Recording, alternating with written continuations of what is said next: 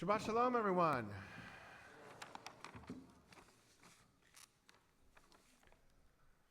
So my question for today, it should be close. It should be close. My question for today is there a difference between not remembering and forgetting? Is there a difference between not remembering and forgetting? Because in the same way that in English, those are two different words, to remember, to forget, right? Not remembering, forgetting, those are two different words. In Hebrew, there are two different words as well. So, is there a difference between not remembering and forgetting? What do you think? Neil? I think just on the face of it, not remembering seems more intentional versus forgetting, like it's just dropped out. So not remembering for Neil feels more intentional, whereas forgetting maybe is more accidental. Okay? Thinking that way, though, I think that not remembering, somebody could remind you, and you could say, oh yes, I remember, whereas forgot sounds a little bit more like really like abandoning mentally and not connecting again. So you're flipping it the other way, which I like, right? So not remembering, somebody could remind you potentially, but when you forgot, it seems like that's sort of more permanent. It's abandoned. It's really gone. Okay, Marge? Too bad Bill's not here because it's a neurological question in a way, right? Yep. And I don't know that part of it. You talk about repression, suppression, and denial. So it's like levels of how far back memory is pushed. And we do know that lie detector tests aren't totally accurate. But people actually don't have memory of specific things. And then something could trigger that memory. Yeah. Traumatic memories happen that way.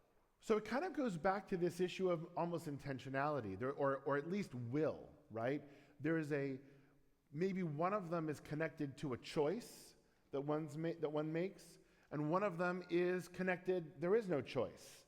And what you're arguing, and I think you're right, is that there are times, certainly psychologically, where something has happened to us and we don't remember. It's not about choice or not choice. It's not that we are choosing to not remember.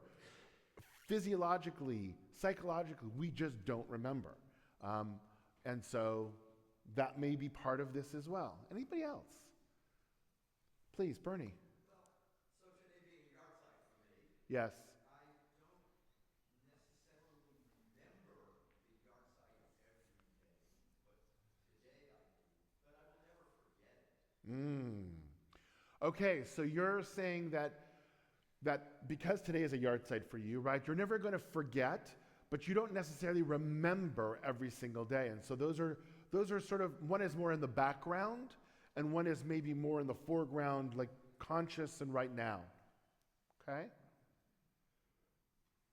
The reason I bring this up is because the very last pasuk, the very last verse that Gabriel is going to be reading today, the last pasuk of our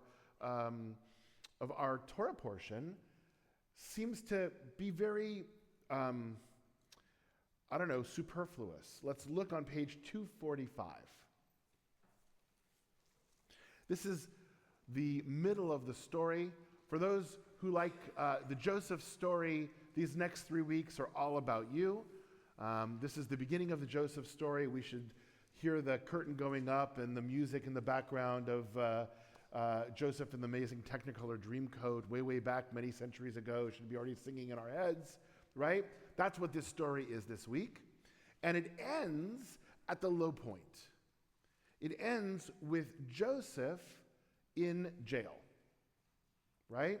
Joseph is in jail at the end of our parsha, and he has interpreted the dreams for the people who he's met in jail.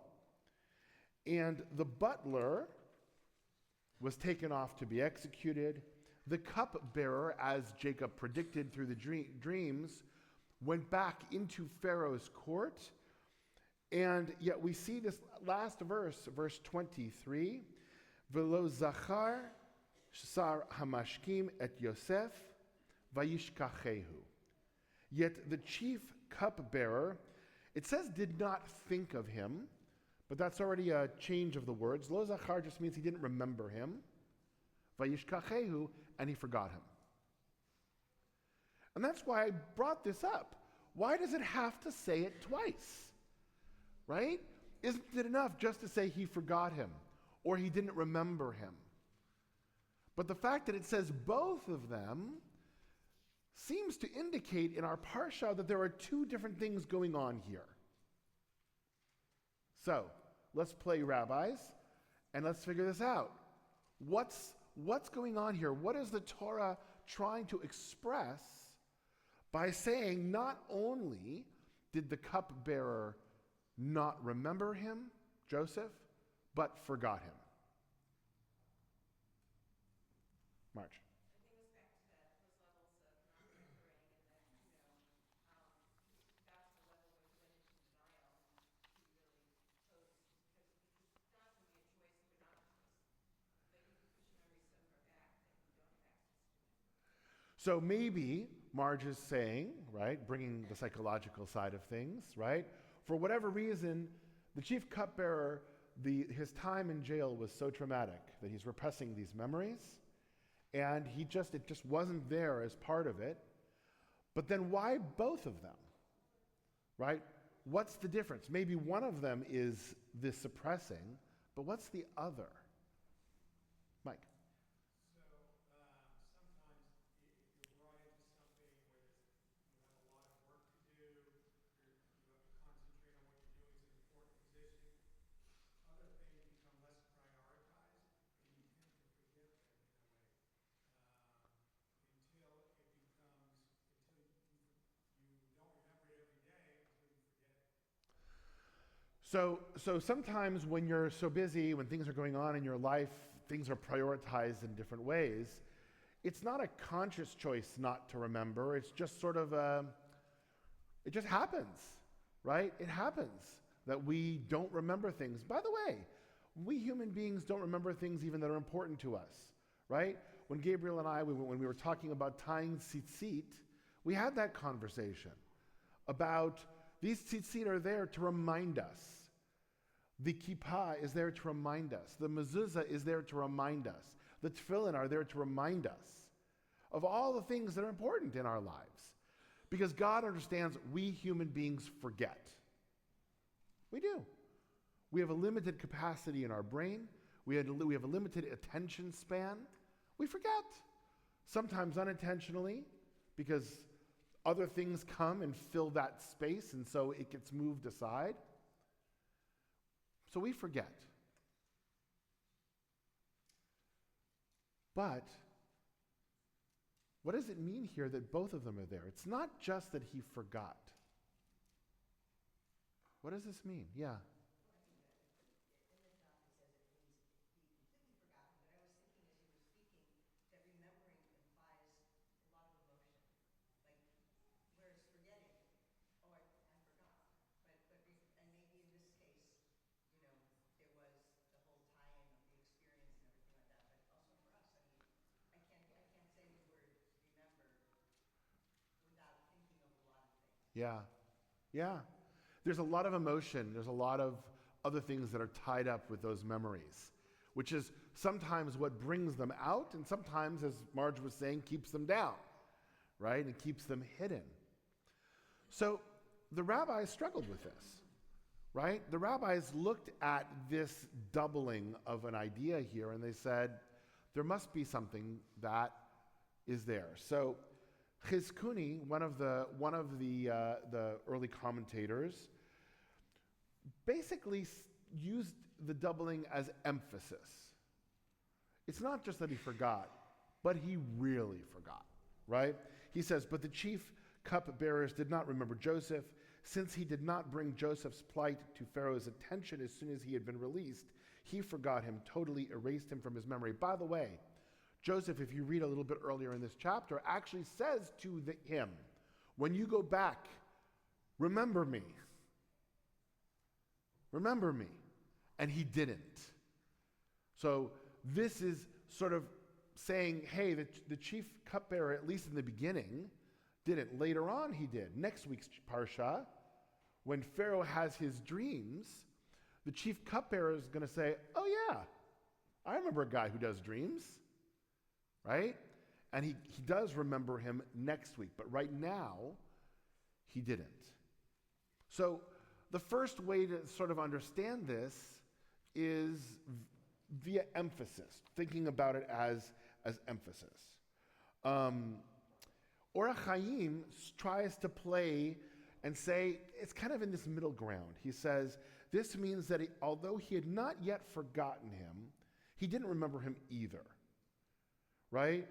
At the beginning, he simply didn't recall his name. So it's not that he forgot him completely, but it's like, oh yeah, what's his name?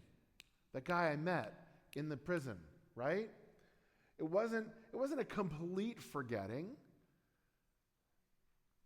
and maybe that's why it's there. But I'm going to argue that these two words have a different meaning. And lishkoach, to forget, means that something is completely out of one's mind. Lishkoach actually is what I would argue is the unintentional. I forgot. It's out of my mind. It's not something that I intended to ignore or whatever. I forgot. Zachar, memory, to remember, whether it's, and I'm going to talk about this to you when we get to our Yizkor, to our Yartzeit Aliyah, memory, that word brings intentionality. Now, where do we see this? We see this in a little bit when we get into the book of Exodus, and the children of Israel are slaves. And what does it say? And God remembered the people of Israel. And he remembered his promise. Can we argue that God forgot? No, God doesn't forget. But that memory means it's now forward. It's something that I'm intentional about.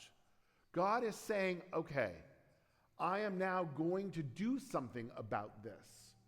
I'm not just going to let it be in the background. I'm not going to just let it go by. I'm going to say, this is important. And what I read from this is not just that the cupbearer forgot about Joseph, but there was intentionality there, right? Maybe he saw what an asset Joseph was. Maybe he was worried about his own position, letting him out. What's the Pharaoh going to do, right? Who knows? But the fact that it brings velo zachar, he didn't remember him, was the intentionality part. I'm choosing not to do what Joseph asked me to do. And then, vayishkachehu, then he's out of mind. Right? Because once we choose to say, that's not important anymore, then we forget. Then, as Mike said, those things come up and take its place and all of those things like that. It's hard to do when we're remembering, when we're intentionally saying this is important. Those things we don't forget. And they go together. These two words go together in a very powerful way.